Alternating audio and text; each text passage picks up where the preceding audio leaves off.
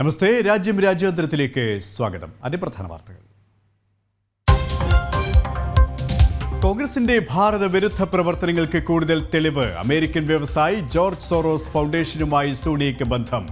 രാജ്യത്തിന്റെ സമ്പദ് വ്യവസ്ഥ തകർക്കാൻ ജോർജ് സോറോസ് പണം മുടക്കിയെന്ന് BJP.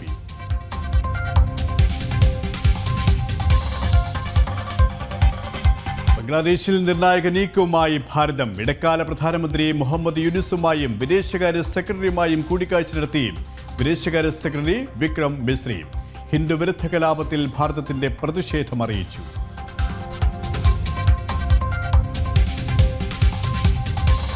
മതാടിസ്ഥാനത്തിൽ സംവരണം നൽകാനാകില്ലെന്ന് സുപ്രീം കോടതി. നിരീക്ഷണം മറ്റ് പിന്നാക്ക വിഭാഗങ്ങളുടെ സംവരണം റദ്ദാക്കിയതിനെതിരെ ബംഗാളിന്റെ ഹർജി പരിഗണിക്കവേ.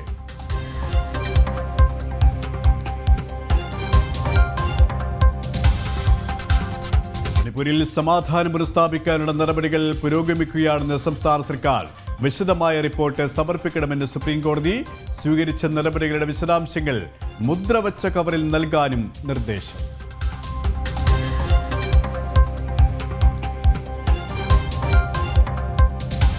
വിവിധ ലോകരാജ്യങ്ങളിലെ സിറിയൻ എംബസികളിൽ HTS പ്രഖ്യാപിച്ച പതാക ഉയർത്തി. ഉയർന്നത് Russia, Saudi Arabia, Greece, Istanbul എന്നിവിടങ്ങളിലെ സിറിയൻ എംബസികളിൽ. സിറിയ സ്വതന്ത്രമായെന്നും നയതന്ത്ര പ്രതിനിധികളുടെ പ്രഖ്യാപനം.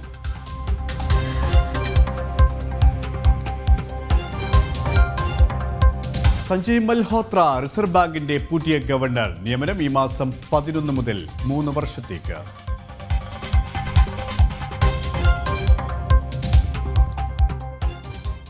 വിശദമായ വാർത്തയിലേക്ക്. ഒരു രാജ്യം ഒരു തെരഞ്ഞെടുപ്പ് ബിൽ ഉടൻ പാർലമെന്റിൽ അവതരിപ്പിക്കും. രാംനാഥ് കോവിന്ദ് കമ്മിറ്റിയുടെ റിപ്പോർട്ട് ക്യാബിനറ്റ് അംഗീകരിച്ചു. സംയുക്ത പാർലമെന്ററി കമ്മിറ്റിയുടെ പരിഗണനയ്ക്ക് ബിൽ അയച്ചേക്കും. രാജ്യത്തെ എല്ലാ നിയമസഭകളിലെയും സ്പീക്കർമാരുടെ സമ്മേളനം വിളിക്കും. രാഷ്ട്രീയ പാർട്ടികളുമായും JPC ചർച്ച നടത്തും. വിശദാംശങ്ങളുമായി നാഷണൽ ഡെസ്കിൽ നിന്നും ഐസൻ ജോസ് ചേരുകയാണ്. ഐസൻ, ഒരു രാജ്യം ഒരു തെരഞ്ഞെടുപ്പ് ബിൽ ഉടൻ പാർലമെന്റിൽ അവതരിപ്പിക്കുമെന്നാണ് ഇപ്പോൾ JPC വ്യക്തമാക്കിയിരിക്കുന്നതിന് മറ്റ് വിശദാംശങ്ങൾ കൂടി.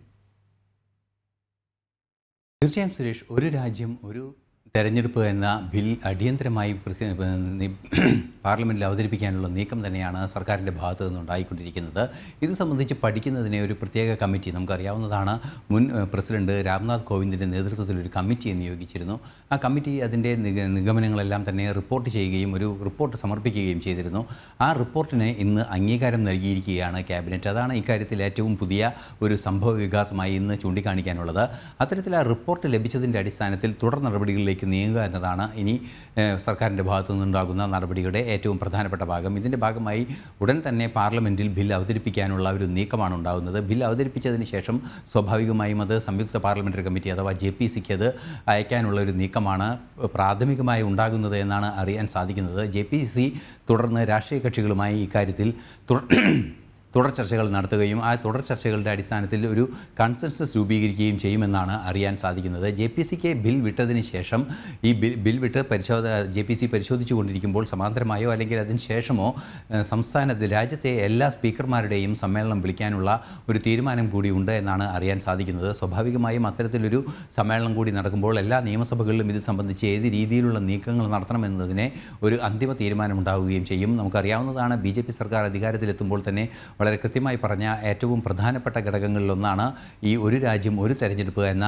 ഒരു ആശയം. ഒരു രാജ്യം ഒരു തെരഞ്ഞെടുപ്പ് എന്നതുകൊണ്ട് ഉദ്ദേശിക്കുന്നത് ലോക്സഭാ തെരഞ്ഞെടുപ്പും അതുപോലെ തന്നെ നിയമസഭാ തെരഞ്ഞെടുപ്പുകളും ഒരേ സമയം നടത്തുക, തുടർന്നുള്ള ഘട്ടങ്ങളിൽ ബ്ലോക്ക് പഞ്ചായത്തും അതുപോലുള്ള തദ്ദേശ സ്വയംഭരണ സ്ഥാപനങ്ങളിലേക്കുള്ള തെരഞ്ഞെടുപ്പുകളും നടത്തുക എന്നതാണ് ആ ഒരു രാജ്യം ഒരു തെരഞ്ഞെടുപ്പ് എന്ന ആശയം കൊണ്ട് ഉദ്ദേശിക്കുന്നത്.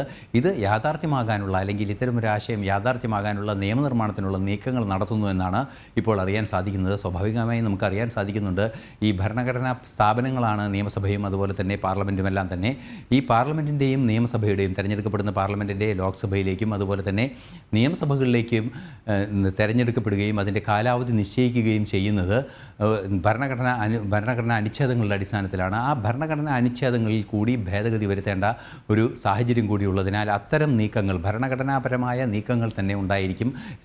ഒരു ലോക്സഭാ സമ്മേളനത്തിലും രാജ്യസഭാ സമ്മേളനത്തിലും അവതരിപ്പിക്കുകയും രണ്ട് സഭകളും പാസ് പാസ്സാക്കുക, അത്തരത്തിലുള്ള ഭരണഘടനാ ഭേദഗതിയുടെ എല്ലാ ചട്ടങ്ങളും പാലിച്ചുകൊണ്ട് തന്നെ ആയിരിക്കും ബില്ല് യാഥാർത്ഥ്യമാവുക എന്ന് തന്നെയാണ് അറിയാൻ സാധിക്കുന്നത്. കാരണം ഇതിൽ ഭരണഘടനാ ഭേദഗതിയുണ്ട്, അതുപോലെ തന്നെ മറ്റു നിരവധിയായ നിയമ ഭേദഗതികളുണ്ട്. റെപ്രസെൻറ്റേഷൻ ആക്ടിൻ്റെ വൈവിധ്യങ്ങളായ നീക്കങ്ങൾ നടത്തേണ്ടതുണ്ട്. സമഗ്രമായ നിയമ സംവിധാനം മുഴുവൻ അഴിച്ചുപണിയേണ്ട ഒരു സാഹചര്യമുണ്ടാകും. അതിനുള്ള നിയമങ്ങളും ചട്ടങ്ങളും രൂപീകരിക്കുക എന്ന വലിയൊരു ബൃഹത്തായ ഉത്തരവാദിത്വം തന്നെയാണ് ഈ ഒരു രാജ്യം ഒരു തെരഞ്ഞെടുപ്പ് എന്ന നിയമം കൊണ്ട് ഉദ്ദേശിക്കുന്നത്. യെസ്, നാഷണൽ ഡെസ്കിൽ നിന്നും ഐസൻ ജോസാണ് വിശദാംശങ്ങൾ നൽകിയത്. ബംഗ്ലാദേശിൽ ഹിന്ദു വിരുദ്ധ കലാപം തടയാൻ നിർണായക നീക്കവുമായി ഭാരതം. വിദേശകാര്യ സെക്രട്ടറി വിക്രം മിശ്രി ബംഗ്ലാദേശ് സർക്കാരിന്റെ ഉപദേഷ്ടാവ് മുഹമ്മദ് യൂനുസുമായും ബംഗ്ലാദേശ് വിദേശകാര്യ സെക്രട്ടറിയുമായും കൂടിക്കാഴ്ച നടത്തി. ഹിന്ദുക്കൾ ഉൾപ്പെട്ട ന്യൂനപക്ഷങ്ങൾക്കെതിരെ നടക്കുന്ന അതിക്രമത്തിൽ ഭാരതത്തിലുള്ള അമർഷം ബംഗ്ലാദേശ് ഭരണകൂടത്തെ നേരിട്ടറിയിച്ചു. വിശദാംശങ്ങളുമായി ഡൽഹിയിൽ നിന്നും എസ് നന്ദഗോപൻ ചേരുകയാണ്. നന്ദൻ, ശക്തമായ പ്രതിഷേധമാണ് ഭാരതം അറിയിച്ചിരിക്കുന്നത്. കൂടിക്കാഴ്ചയുടെ മറ്റ് വിശദാംശങ്ങൾ കൂടി. സുരേഷ്, ബംഗ്ലാദേശിൽ വംശഹത്യ നടക്കുന്ന ഒരു സാഹചര്യം, പ്രത്യേകിച്ച് ഹിന്ദുക്കൾക്ക് നേരെ വലിയ കലാപം, ഒപ്പം ഹിന്ദു ക്ഷേത്രങ്ങൾ അതേപോലെ തന്നെ സ്ഥാപനങ്ങളടക്കം ആക്രമിക്കുക, ഭാരതത്തിന്റെ നയതന്ത്ര സ്ഥാപനങ്ങളടക്കം ആക്രമിക്കുന്ന ഒരു സാഹചര്യത്തിലേക്ക് പോലും ബംഗ്ലാദേശ് കടന്ന ഒരു സാഹചര്യത്തിൽ, അല്ലെങ്കിൽ അത്തരം ഒരു അവസ്ഥയിലാണ് ഭാരതത്തിന്റെ വിദേശകാര്യ സെക്രട്ടറി വിക്രം മിശ്രി ഇന്ന് ബംഗ്ലാദേശിലെ ധാക്കയിലെത്തിയത്. ഇത് ആദ്യമായാണ്, അതായത് മുഹമ്മദ് യൂനുസിന്റെ നേതൃത്വത്തിലുള്ള ഇടക്കാല സർക്കാർ അധികാരമേറ്റതിനു ശേഷം ഇതാദ്യമായാണ് ഭാരതത്തിൽ നിന്നും ഒരു ഉന്നത ഉദ്യോഗസ്ഥൻ അല്ലെങ്കിൽ ഒരു നയതന്ത്ര പ്രതിനിധി ബംഗ്ലാദേശിലേക്ക് എത്തി വിഷയങ്ങൾ ചർച്ച ചെയ്യുന്നത്. ഇന്നിപ്പോ ഈ കൂടിക്കാഴ്ചയിൽ ഭാരതത്തിനുണ്ടായിരിക്കുന്ന മുഴുവൻ ആശങ്കകളും കൃത്യമായി തന്നെ ബംഗ്ലാദേശിനെ അറിയിച്ചിട്ടുണ്ട് എന്നുള്ളതാണ് വിക്രം മിശ്രി ഭാരതത്തിന്റെ വിദേശകാര്യ സെക്രട്ടറി വ്യക്തമാക്കുന്നത്. ന്യൂനപക്ഷങ്ങളുടെ സുരക്ഷയും അതേപോലെ തന്നെ അവരുടെ സ്ഥാപനങ്ങളും ഒക്കെ തന്നെ സമീപകാലത്തായി അതിന് നേരെ ഉണ്ടാകുന്ന അക്രമങ്ങളെ സംബന്ധിച്ചിട്ടുള്ള വിശദമായ കാര്യങ്ങൾ കൃത്യമായി തന്നെ ബംഗ്ലാദേശിന്റെ വിദേശകാര്യ സെക്രട്ടറി MD തൗഹിദ് ഹുസൈനുമായി ചർച്ച നടത്തിയെന്നുള്ളതാണ് പ്രധാനമായും ഭാരതത്തിന്റെ വിദേശകാര്യ സെക്രട്ടറി വ്യക്തമാക്കിയത്. അതേപോലെ തന്നെ സന്യാസി ശ്രേഷ്ഠനായ ചിന്മോയ് കൃഷ്ണദാസിന്റെ അറസ്റ്റ് ഉൾപ്പെടെ ബംഗ്ലാദേശിൽ ഇപ്പോൾ നിലവിൽ അശാന്തി പരത്തിക്കൊണ്ടിരിക്കുന്ന മുഴുവൻ കാര്യങ്ങളും ഈ സന്ദർശനത്തിനിടെ പ്രധാനമായി വിദേശകാര്യ സെക്രട്ടറി സൂചിപ്പിച്ചു. ഒപ്പം തന്നെ ഭാരതവുമായി നിലവിൽ നല്ല ബന്ധമുണ്ട്, ഭാരതത്തിന് അതേ രീതിയിൽ ആ ബന്ധം മുന്നോട്ട് കൊണ്ടുപോകാനാണ് ആഗ്രഹിക്കുന്നത്. പ്രത്യേകിച്ച് ഭാരതവുമായി ബംഗ്ലാദേശിൽ നേരത്തെ ഉണ്ടായിരുന്ന വ്യാപാരം, അതേപോലെ തന്നെ വാണിജ്യം, ജലം, ഊർജം, വികസനം, സഹകരണം, അങ്ങനെ തുടങ്ങിയ വിവിധ പദ്ധതികൾ ഭാരതവുമായി ചേർന്നുകൊണ്ട് ബംഗ്ലാദേശ് നടപ്പാക്കുന്നുണ്ട്. ഈ പദ്ധതികളൊക്കെ തന്നെ, അല്ലെങ്കിൽ ഇതിന്റെയൊക്കെ അടിസ്ഥാനത്തിൽ ബംഗ്ലാദേശുമായി വളരെ സുദീർഘമായ ഒരു ബന്ധം നിലനിർത്താനാണ് ഭാരതം ആഗ്രഹിക്കുന്നത് എന്നുള്ള കാര്യം ഭാരതത്തിന്റെ വിദേശകാര്യ സെക്രട്ടറി ഇന്ന് ബംഗ്ലാദേശിന്റെ വിദേശകാര്യ സെക്രട്ടറി എടുത്ത് വ്യക്തമാക്കിയിട്ടുണ്ട്. അതേപോലെ തന്നെ ഈ താൽക്കാലിക സർക്കാരിന് നേതൃത്വം നൽകുന്ന മുഹമ്മദ് യൂനുസിനെയും അദ്ദേഹത്തെ നേരിട്ട് കണ്ട് കാര്യങ്ങൾ വ്യക്തമാക്കും എന്നുള്ള കാര്യവും വിദേശകാര്യ മന്ത്രാലയം അറിയിക്കുന്നുണ്ട്. സുരേഷ്, ഡൽഹിയിൽ നിന്നും നന്ദഗോപനാണ് വിവരങ്ങൾ നൽകിയത്.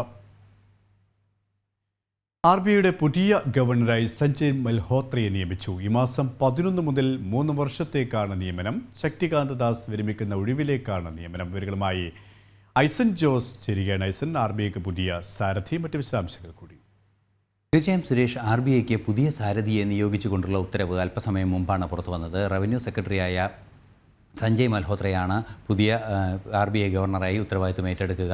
ഇത് രാജസ്ഥാൻ കേഡർ IAS ഉദ്യോഗസ്ഥനാണ്, 90 ബാച്ച് IAS ഉദ്യോഗസ്ഥനാണ് അദ്ദേഹം ഇപ്പോൾ നിലവിൽ റവന്യൂ സെക്രട്ടറിയായി സേവനം ചെയ്യുകയാണ്. ഭാരത സർക്കാരിൻ്റെ റവന്യൂ സെക്രട്ടറിയായി സേവനം ചെയ്യുന്ന മുതിർന്ന IAS ഉദ്യോഗസ്ഥൻ കൂടിയാണ് അദ്ദേഹം. നിലവിലെ സാഹചര്യത്തിൽ നാളെ വൈകുന്നേരത്തോടെ ശക്തികാന്ത ദാസിൻ്റെ കാലാവധി അവസാനിക്കുകയും മറ്റന്നാൾ അദ്ദേഹം ചുമതലയേൽക്കുകയും ചെയ്യുമെന്നാണ് വിവരങ്ങളിൽ നിന്നും അറിയാൻ സാധിക്കുന്നത്.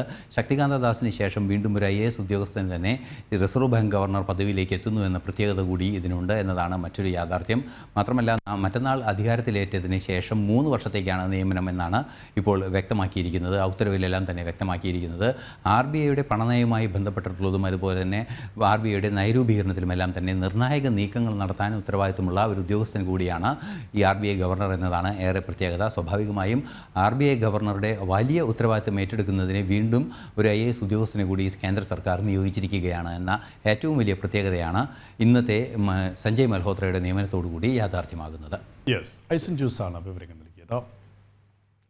ഭാരതവിരുദ്ധ നിലപാട് സ്വീകരിക്കുന്ന ജോർജ് സോറോസ് ഫൗണ്ടേഷൻ കോൺഗ്രസ് ബന്ധം വ്യക്തമാക്കുന്ന റിപ്പോർട്ട് പുറത്ത്. സോറോസ് ഫൗണ്ടേഷനിലൂടെ സോണിയയ്ക്കും കോൺഗ്രസിനും പണം ലഭിച്ചു.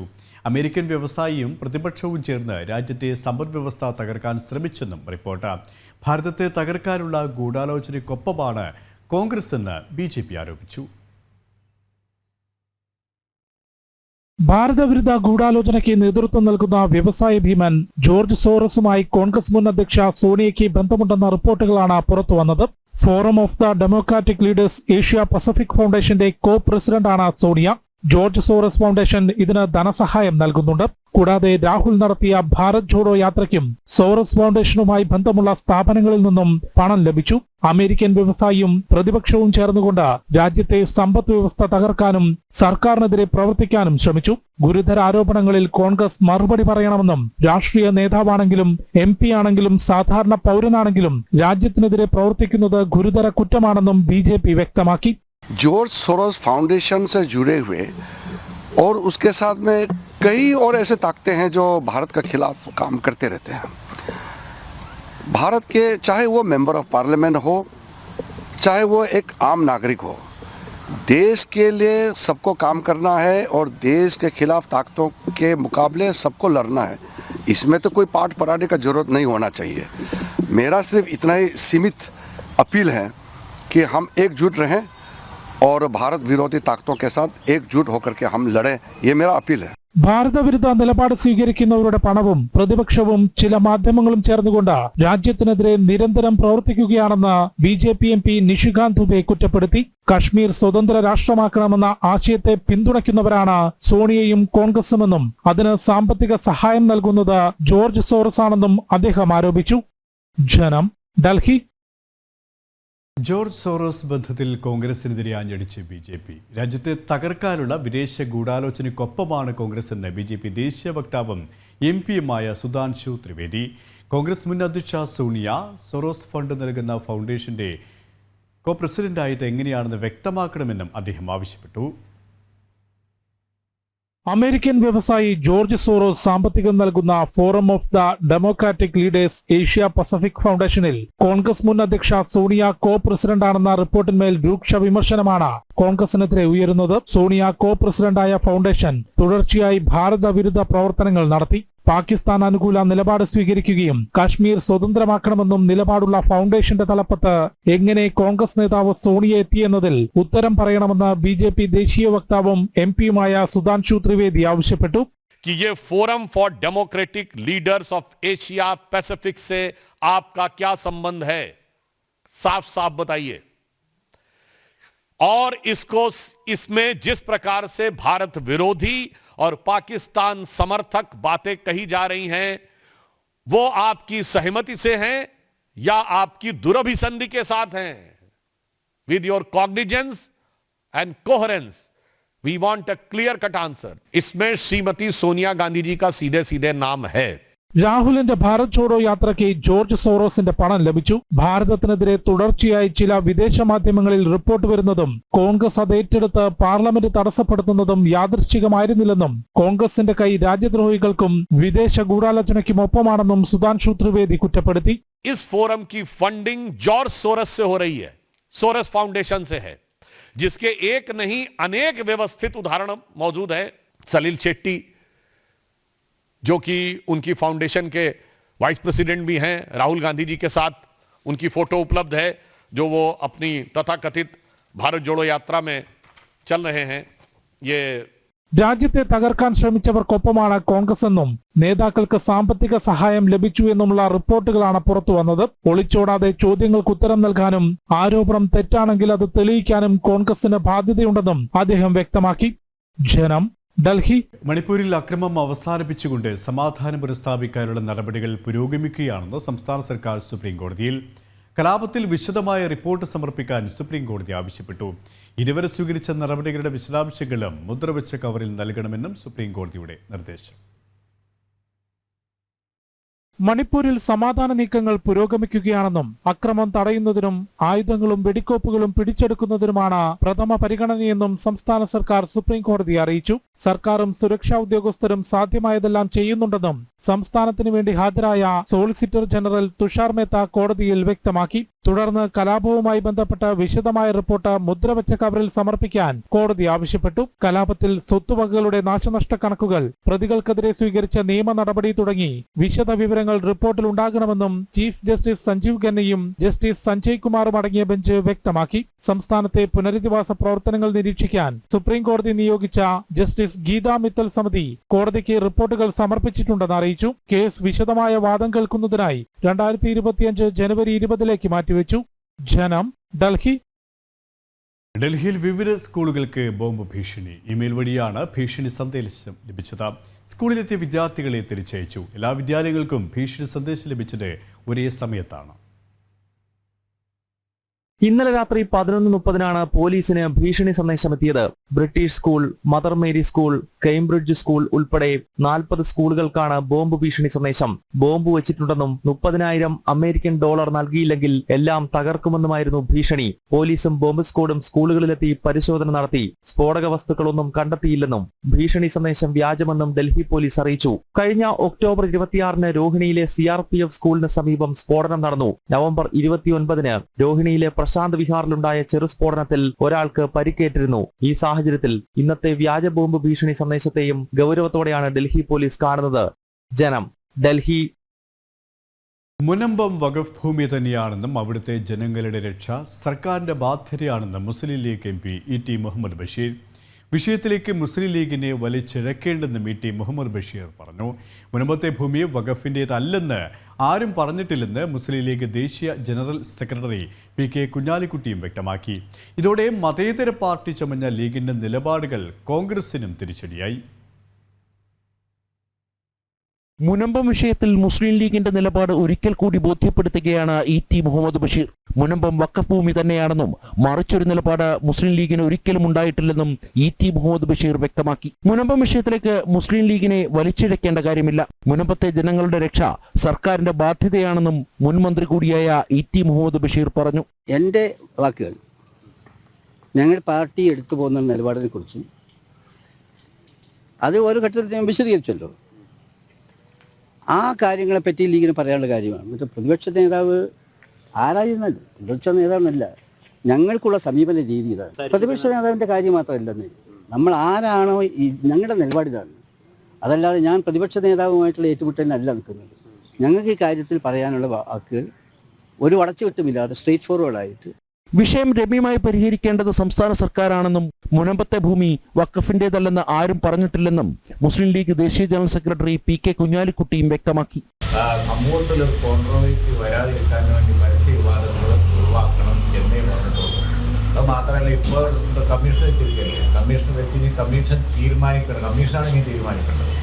അതിലിപ്പോൾ പരസ്യമായ ആണ് അല്ല എന്നുള്ള ഒരു തർക്കം അത് BJPക്കും അതുപോലെ തന്നെ വലിയ നിൽക്കാത്ത പ്രതിപക്ഷത്തിനൊപ്പം ചെയ്യുന്നത് അനാവശ്യമായ കോൺട്രവേഴ്സിയാണ് എന്നുള്ളതാണ്. മുസ്ലിം ലീഗ് മതേതര പാർട്ടിയാണെന്ന് ഉയർത്തിക്കാട്ടിയുള്ള കോൺഗ്രസിന്റെ പ്രചരണം പൊള്ളയായിരുന്നു എന്ന് ബോധ്യപ്പെടുത്തുക കൂടിയാണ് ലീഗ് നേതാക്കളുടെ നിലപാട്. മുനമ്പം വഖഫ് ഭൂമിയാണെന്ന് മുസ്ലിം ലീഗ് ശക്തമായി വാദിക്കുമ്പോൾ കോൺഗ്രസ് ആർക്കൊപ്പം നിൽക്കുമെന്നതിൽ പ്രതിസന്ധിയുണ്ട്. ലീഗുമായുള്ള ധാരണകൾ കോൺഗ്രസ് മറന്നാൽ 2026 നിയമസഭാ തെരഞ്ഞെടുപ്പിൽ കനത്ത തിരിച്ചടി ഉണ്ടാകുമെന്നാണ് കോൺഗ്രസിലെ തന്നെ വിലയിരുത്തൽ. ജനം, ഡൽഹി. വഖഫ് വലയിൽ സംരക്ഷിത സ്മാരകങ്ങളും 250 സംരക്ഷിത സ്മാരകങ്ങളാണ് വഖഫ് ബോർഡ് ഏകപക്ഷീയമായി രജിസ്റ്റർ ചെയ്ത് കൈവശപ്പെടുത്തിയത്. ആർക്കിയോളജിക്കൽ സർവേ ഓഫ് ഇന്ത്യ നടത്തിയ പരിശോധനയിലാണ് കൈയേറ്റം കണ്ടെത്തിയത്. ഇതിനെതിരെ വഖഫ് ഭേദഗതി ബിൽ പരിഗണിക്കുന്ന സംയുക്ത പാർലമെന്ററി സമിതിയെ സമീപിക്കാൻ ഒരുങ്ങുകയാണ് ASI. കർണാടകയിലെ 53 ASI സൈറ്റുകളിലാണ് വഖഫ് ബോർഡ് അവകാശവാദം ഉന്നയിക്കുന്നത്. പ്രശസ്തമായ ഗോൾ ഗുംബാസ്, ഇബ്രാഹിം റൌസ, ബാര കമാൻ എന്നീ പ്രദേശങ്ങൾ ഇതിൽ ഉൾപ്പെടുന്നു. വിജയപുര ജില്ലയിൽ മാത്രം 43 ASI സൈറ്റുകൾ തങ്ങളുടേതെന്നാണ് വഖഫിന്റെ വാദം. ഡൽഹിയിലെ കുത്തബ് മീനാർ ഉൾപ്പെടെയുള്ള പുരാവസ്തു സൈറ്റുകളിൽ വഖഫ് ബോർഡ് നേരത്തെ തന്നെ അവകാശവാദം ഉന്നയിച്ചിരുന്നു. അതേസമയം കർഷകർക്ക് വഖഫ് ബോർഡ് നൽകിയ നോട്ടീസുകൾ പിൻവലിക്കാൻ കർണാടക മുഖ്യമന്ത്രി സിദ്ധരാമയ്യ ഉത്തരവിട്ടു. കർണാടക സർക്കാരിനെതിരെ വ്യാപകമായി ഉയരുന്ന ജനങ്ങളുടെ പ്രതിഷേധം കണക്കിലെടുത്താണ് തീരുമാനം. വിജയപുര ജില്ലയിൽ 1200 ഏക്കർ കൃഷിഭൂമി തങ്ങളുടേതെന്ന് അവകാശപ്പെട്ട് വഖഫ് ബോർഡ് 41 കർഷക കുടുംബങ്ങൾക്കാണ് നോട്ടീസ് അയച്ചത്. കർണാടക ന്യൂനപക്ഷകാര്യമന്ത്രിയും വഖഫ് ബോർഡിലെ മുതിർന്ന നേതാക്കളും തമ്മിൽ നടന്ന ഗൂഢാലോചനയുടെ ഭാഗമായിരുന്നു ഈ നീക്കമെന്ന് BJP അന്ന് ആരോപിച്ചിരുന്നു. ജനം, ഡൽഹി. മുനമ്പം ഭൂമി വഖഫ് ഭൂമിയാണെന്ന മുസ്ലിം ലീഗ് നിലപാട് തന്നെയാണ് UDF-ന്റേതെന്ന് NK പ്രേമചന്ദ്രൻ MP. മുസ്ലിം ലീഗിന്റെ നിലപാടിൽ UDF-ൽ തൃപ്തിയെന്നും NK പ്രേമചന്ദ്രൻ വ്യക്തമാക്കി. അതേസമയം വയനാട് ദുരന്ത സഹായത്തിൽ സംസ്ഥാന സർക്കാരിന്റെ ഭാഗത്തു നിന്നുണ്ടായത് ഗുരുതര വീഴ്ചയാണെന്നും പ്രേമചന്ദ്രൻ ചൂണ്ടിക്കാട്ടി. മുനമ്പത്തെ ഭൂമി വഖഫ് ഭൂമിയാണെന്ന മുസ്ലിം ലീഗിന്റെ നിലപാടിനോട് UDF-ന് 100% യോജിപ്പാണെന്ന് RSP നേതാവും MP-യുമായ NK പ്രേമചന്ദ്രൻ വ്യക്തമാക്കി. ലീഗ് നിലപാടിൽ UDF-ൽ ഒരു തരത്തിലുള്ള അതൃപ്തിയുമില്ലെന്നും വിഷയം UDF ചർച്ച ചെയ്തതായും NK പ്രേമചന്ദ്രൻ സൂചിപ്പിച്ചു. അല്ല, മുനമ്പം വിഷയവുമായി ബന്ധപ്പെട്ട കാര്യത്തിൽ UDF-ന്റെ ചെയർമാൻ കൂടിയായ പ്രതിപക്ഷ നേതാവും അതുപോലെ ഇതിൽ വേണ്ടി വന്നാൽ ഒരു കക്ഷി എന്ന് വിശേഷിപ്പിക്കുക, കക്ഷി അല്ലെങ്കിൽ പോലും ഒരു അഫക്റ്റഡ് ആയിട്ടുള്ള ഒരു കമ്മ്യൂണിറ്റിയെ റെപ്രസെൻ്റ് ചെയ്യുന്ന ആളെന്നുള്ള നിലയിൽ ഇന്ത്യൻ യൂണിയൻ മുസ്ലിം ലീഗിൻ്റെ സംസ്ഥാന അധ്യക്ഷനും കൃത്യമായി വ്യക്തമായി നിലപാട് പറഞ്ഞിട്ടുണ്ട്. അതുതന്നെയാണ് UDF-ൻ്റെ നിലപാട്. അല്ല, അതിന് നിയമപരവും സാങ്കേതികവുമായിട്ടുള്ള ധാരാളം വശങ്ങളുണ്ട്. അതുമായി ബന്ധപ്പെട്ട് പ്രതിപക്ഷ നേതാവ് കൃത്യമായി എണ്ണിയാണ് 3 കാരണങ്ങളുടെ പേരിലാണ്. അതെല്ലാവരും പല പ്രാവശ്യം ആവർത്തിച്ചിട്ടുള്ളതാണ്. വില കൊടുത്ത് വാങ്ങേണ്ടതല്ല വഖഫ് ഭൂമി. അപ്പോൾ അങ്ങനെയൊക്കെയുള്ള ഒരുപാട് ഘടകങ്ങൾ അതുമായി ബന്ധപ്പെട്ടുണ്ട്. അതൊക്കെ കോടതിയാണ് പരിശോധിക്കേണ്ടത്. അതേസമയം വയനാട് ദുരന്ത സഹായവുമായി ബന്ധപ്പെട്ട് സംസ്ഥാന സർക്കാരിന്റെ ഭാഗത്തുനിന്നും ഗുരുതര വീഴ്ച സംഭവിച്ചതായി NK പ്രേമചന്ദ്രൻ ഡൽഹിയിൽ വാർത്താ സമ്മേളനത്തിൽ ചൂണ്ടിക്കാട്ടി.